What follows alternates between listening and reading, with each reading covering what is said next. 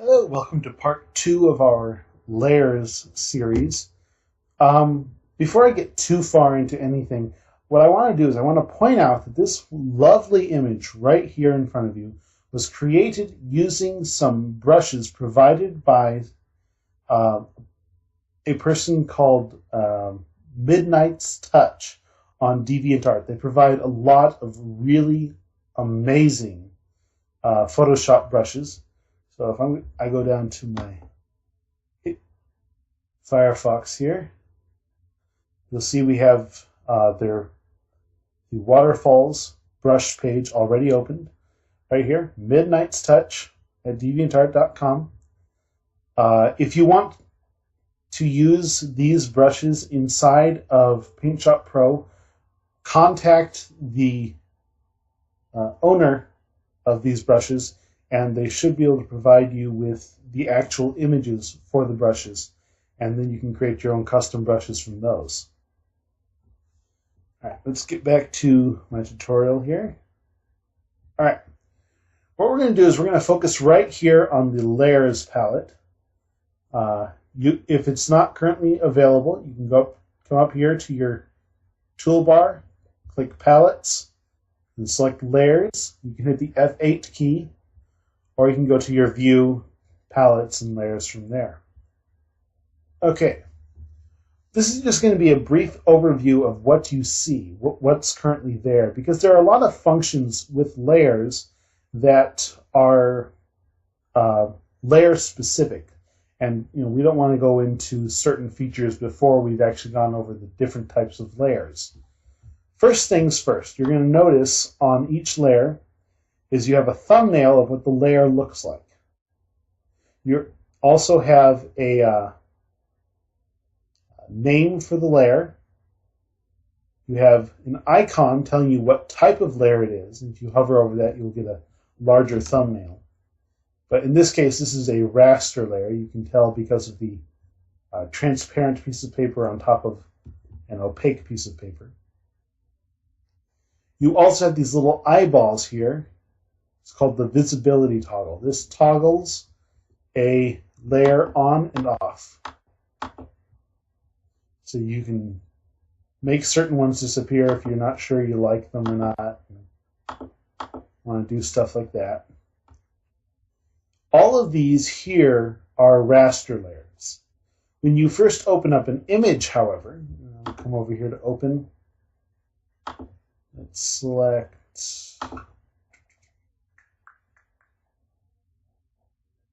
here's one. All right, when you first open up an image, it opens it as a background layer.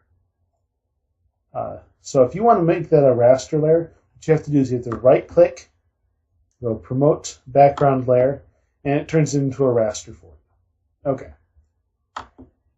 That was a little specific, but trust me, that'll come in handy. Now, each layer also has a set of properties that you can edit right here.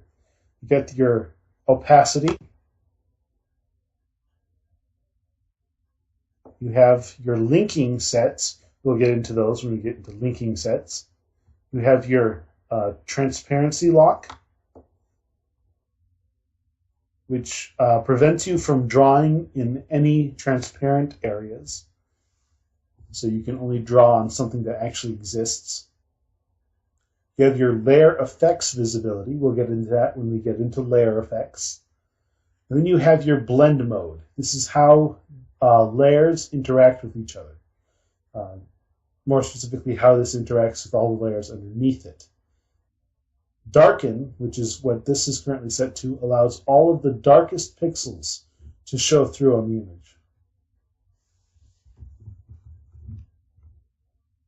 I think that covers most of that. Here is your new layer button. You use this to create the different types of layers: raster, vector, art, media, groups, masks, adjustments. This is your delete layer button. You use this to delete the individual layer. No, I don't want to delete it now. This allows you to edit selections. We'll get into that when we get into selections. If you double click on any layer, it brings up the layers dialog box. This allows you to affect all of the same things. You got your blend mode, your opacity, the links, visibility, toggling it on and off. You hit preview on image, you can see what your changes do from here. Lock transparency, highlight in layers palette. This is a special function that colors the layer a specific color. This is really great for defining certain layers as being certain things. So you can see that turned red there. I'll turn that back off because I don't like it. You can also affect blend ranges and blend styles. We will get into those in their own tutorials. And I do believe that that's most of it. Right-click will bring up a context menu. For the most part, this is the same menu that is available over here in the main toolbar, menu bar. Click layers and it gives you the same general things with a few specialized functions that aren't available. And most of that is layer type specific. So certain layers will have